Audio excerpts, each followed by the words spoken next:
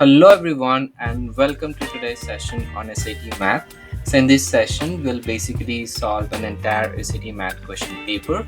So these sessions of videos would be a 4 part or 5 part series. So the first part is basically the section in which calculator is not allowed, and in this section there are 20 questions and we are given 25 minutes. So for each questions we have little over 1 minute. So the target that we are going to set when we are practicing the questions for SAT, especially for this section in which calculator is not allowed, is to solve the question within a minute, so that if we get stuck in any question we have a little bit of buffer room that we can use for those questions. Okay, so without further ado, let's get started. And the way that we're going to pace the session is, before I solve each question, I would request you guys to give it a try and try this question for a minute or minute and a half. And then once you are done, then you can unpause the video and we'll discuss the solutions and we'll see whether your answers are correct or not. And at the end, we'll see how many questions we got correct. Okay. So let's get started. So we have the first two questions on board. So please give these questions a try. Pause this video. Take as much time you want, preferably under 1 minute and a half for now. And then try question 1 and 2. Get the options ready, and we'll be back with the solutions. Okay, so I guess you guys have given it a try. So let's look at the solution for question 1. So in this question, it's given that x minus 1 over 3 is equals to k, and the value of k is given. So we are to find the value of x. So let's see how we can do that. So we have x minus 1 over 3, and that is equal to k. So what we can do is we can multiply 3 on both sides, right? So we'll get x minus 1 equals 3k, and then we can add 1 on both sides, right? So we can get x equals 3k plus 1. So basically we converted x in terms of k, and then we'll put the value of k. So if k is equals to 3, so we're getting 3 times 3 is 9 plus 1 is 10. So x is equals to 10. So D is the correct answer. Okay, another way you can directly put the value of 3 here. So you can have x minus 1 equals 3 times 3, which is 9, and then you add 1 on both sides, so you can get x equals to 9 plus 1, which is 10. So either way, basically the same thing. At any point you can substitute the value of k and you can get the answer. So most of the questions in SAT are easy questions, especially in this section. Just have to solve them, right? So let's look at question 2. So this is a question on complex number and given I is equal to minus 1. So in most cases, you won't be required to use the value of I, which is minus 1. So for this type of questions in which we are asked to find the sum of two complex numbers, so basically we're going to treat the complex number, a number with an I, as a separate variable, as we treat with, say, variables a, b, right? So if we have, let's say we have 2a plus 3b, and then we have plus 4a plus 6b, what we do is we add the like terms together. So 2a plus 4a is 6a, plus we have 3b and 6b is 9b. So this is how we add two variables, right, which have different variables. So we add the like terms. So we're going to do the same thing here. So we have 7 plus 3i plus minus 8 plus 9i, right? So we have two different type of numbers. So one is the whole number. So we have 7 plus of minus 8. So 7 plus minus 8 is minus 1. So as we are solving, we can look at the options and see which options has minus 1. So A and B has minus 1, but C and D has 15. So we can right away eliminate C and D. Okay. And if just one option had minus 1, then we would not have been required to do the second part of it. We could have just selected that option, right? But in this case, we have two options which has minus 1. So we have to do the other part. So the second part is we have 3i and here we have 9i. Both are plus. So plus 3 plus 9 is plus 12i.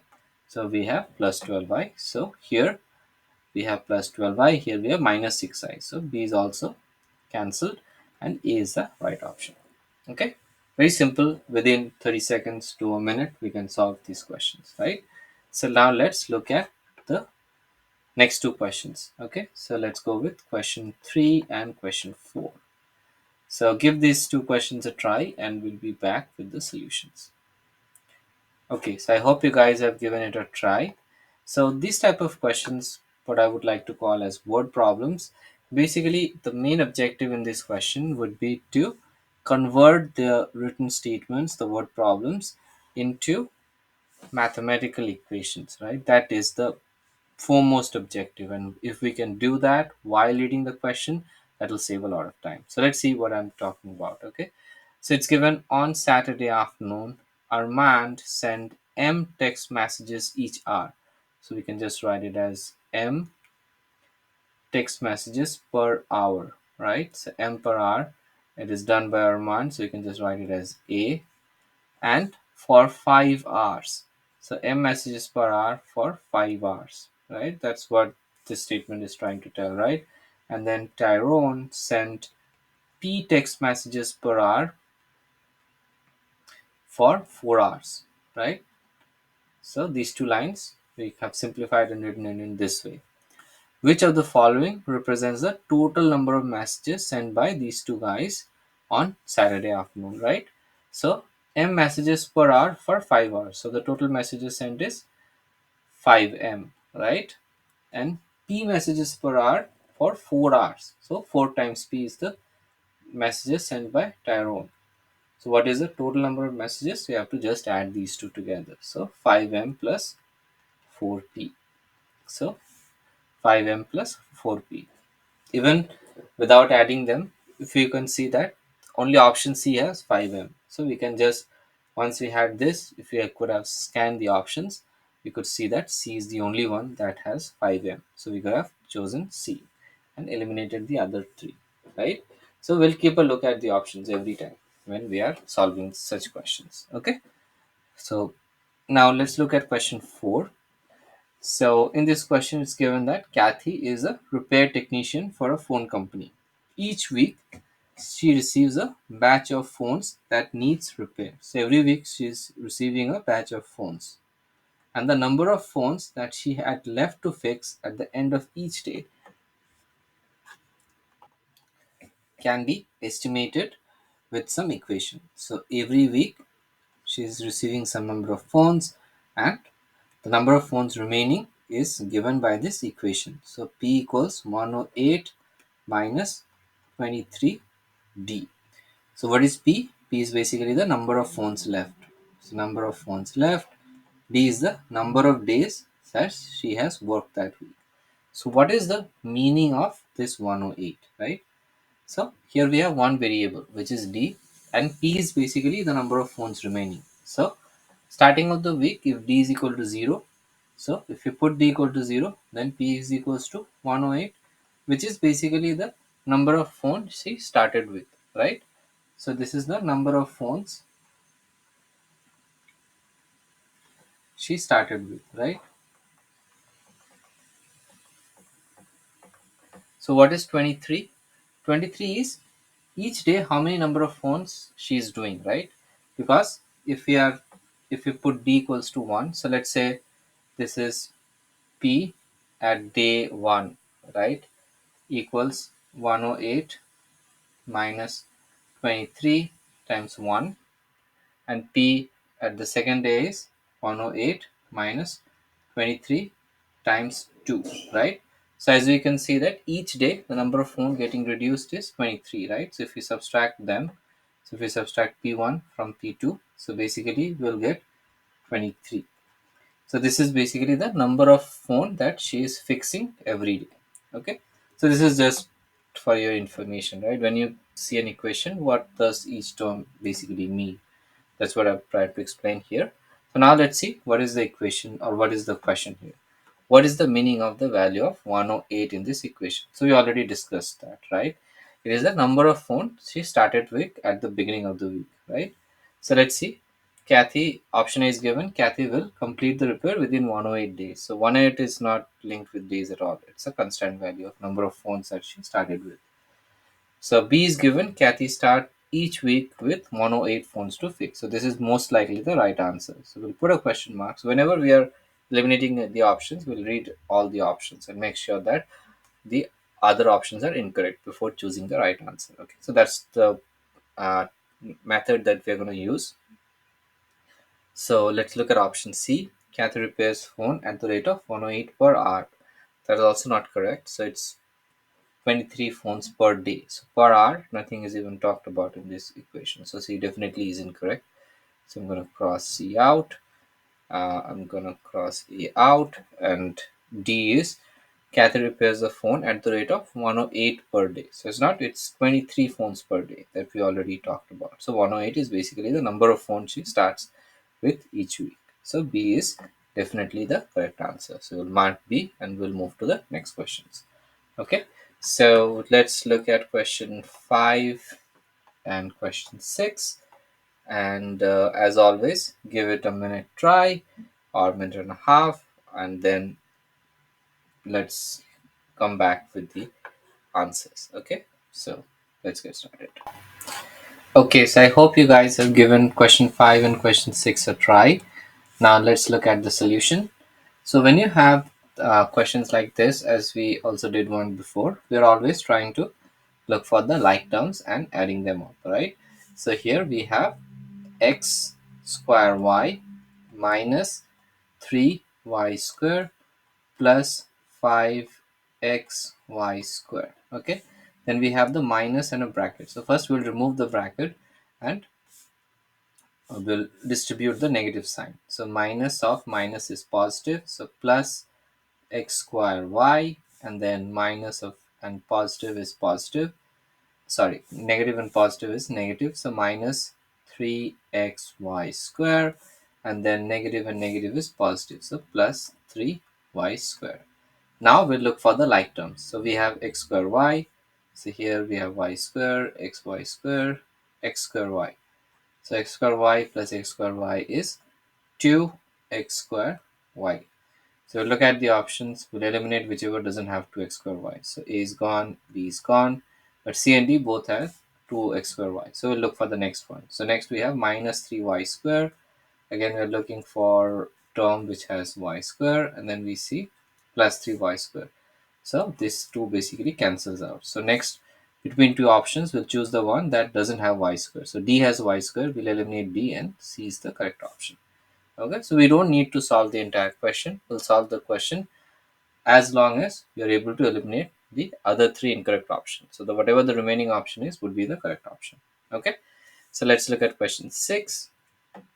So 5 is done. Let's look at 6. So we're given an equation. So we're looking at the equation first. We will try to think what the equation is, right? So we're given 3a plus 28.6. So some constant value. This age is dependent on a, so we have to first see what is age and what is a, right? So it should be given in the word statement this follows. So it says that a pediatrician uses the model above to estimate the height of a boy. So age is basically the height of the boy in terms of boy's age a in years. So height a in years. So as we and it between the age of 2 and 5. So as we discussed previously, so this 28.6 is a constant, basically the height at the age of 2, and then 3 is basically the amount of height increase in years every year. How much height is increased every year? The height will increase by 3, right?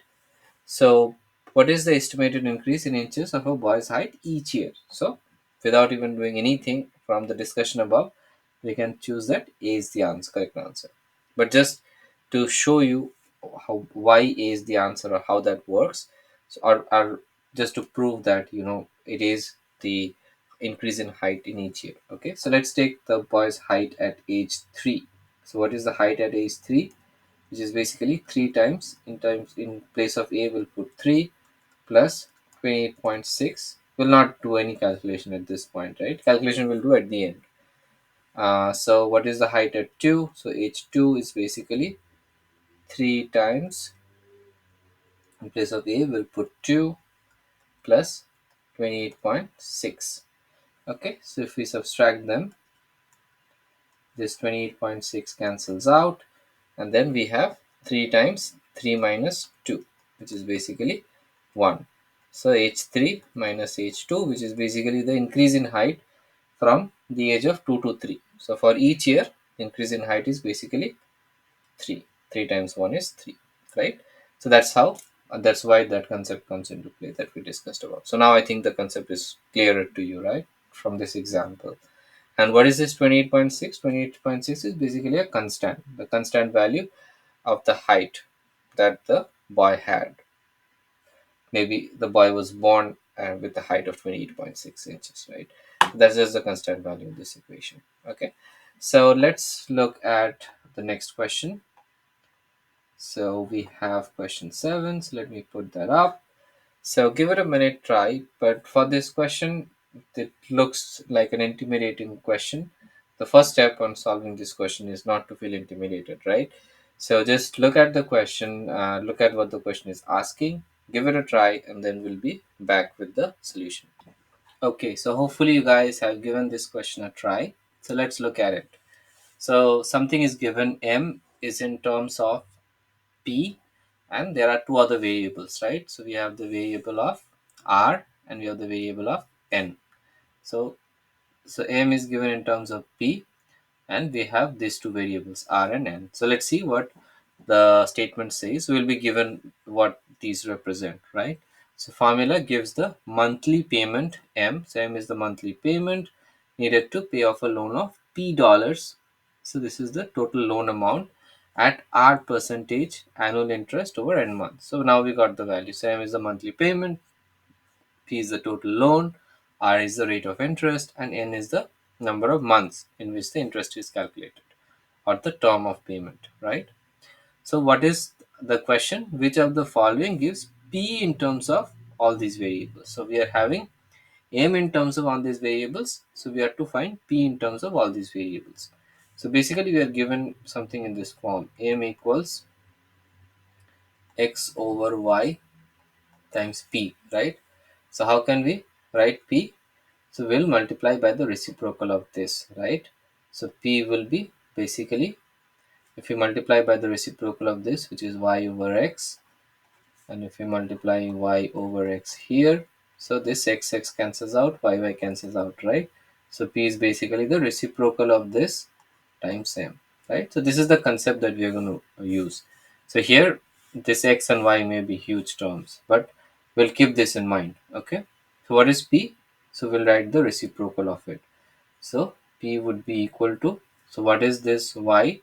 So this is x and this is y. So p, we know that y over x, right? So p in the numerator will write 1 plus r over 1200 to the power n minus 1 times m, right? Basically that's what's going to be the numerator. So before writing the denominator, let's look at the option. Let's look at the numerator and see whether any two options have the same numerator, right? So we're looking for this.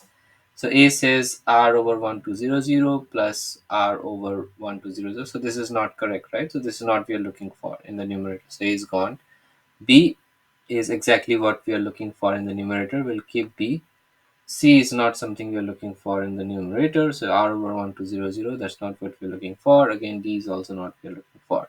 So even without writing the denominator, we got the answer. So very simple. So this could have been done in even less than 15 seconds, right? So even if the question looks intimidating, don't get intimidated. That's the first approach that we will take. Okay, most questions which look scary and intimidating may be a very simple question, such as this one, right? Okay, so let's move on to question number 8. So again, as always, give it a try for a minute. Let me put both questions up. So give these questions a try, and then we will come and discuss the solutions.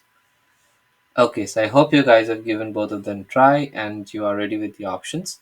So let's try to solve them. So we are given for 8, a over b is equals to 2. So what is the value of 4b over a? So this question will solve in two ways. Okay, so first we're given a over b equals 2. So we will find what is b over a. So we'll multiply the reciprocal on both sides, right? So 1 equals 2 times b over a. Same thing that we did in the previous question. So what is 4b over a? So we multiply 2 on both sides. So this is basically 2 times 4b over a. So 4b over a is basically 2. So C is the correct option. Or we'll take the value of a and b such that a over b equals to 2. Let's take a equals to 2. and let's take b equals to 1. So a over b equals 2. So what is the value of 4b over a? So we'll put 4 in terms of, in place of b we'll put 1, in place of a we'll put 2. So 2 times 1 is 2, 2. So here also we're getting the answer as 2. So either method we can use. So this is basically, you can substitute the variable with any number such that the equation holds, right? So with this, you can substitute a equals to 4, b equals to 2, like any number you want, such that the equation holds true, and then you can use those values to find the unknown, which is here. So that's just another technique, and in some instances, it can take a much lesser time. Okay, so let's try question 9. So I hope most of you have got this correct. So let's look at question 9. So simultaneous equation we can solve in two ways. One is the method of elimination, and another one is method of substitution. So we can discuss these methods in our future sessions. But you are free to use whichever method you want. Elimination is basically we'll eliminate each variable at a time and then we'll solve. And substitution is basically we'll substitute one variable for the other, right? But it's see in this question, if you can see in the options, for the x values, all the options are unique. For the y values, we have two options which are same. So what we'll try to do is we'll try to solve for x so that we don't have to solve for y, because we will get a unique value in x. Okay, so that's why we are using elimination. We'll try to eliminate y and try to solve for x. Okay, so how we can eliminate y? So equation 1 has 4y, equation 2 has 2y.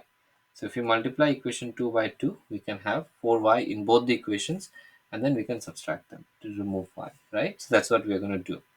So let's write it down. So we have 3x plus 4y equals negative 23. That's our first equation. And then the second equation, 2y, will multiply that by 2. So we have plus 4y, and then negative x times 2 is negative 2x, and then negative 19 times 2 is negative 38, right?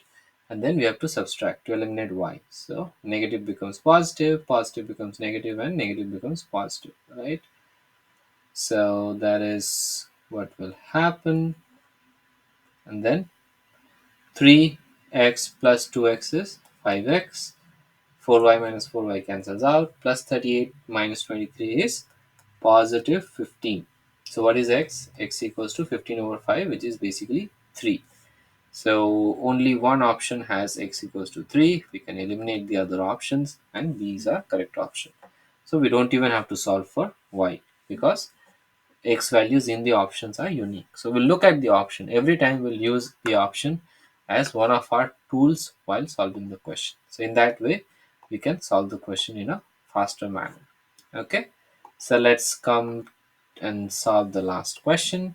So take a minute, pause the video, and we'll resume once you guys have given it a try.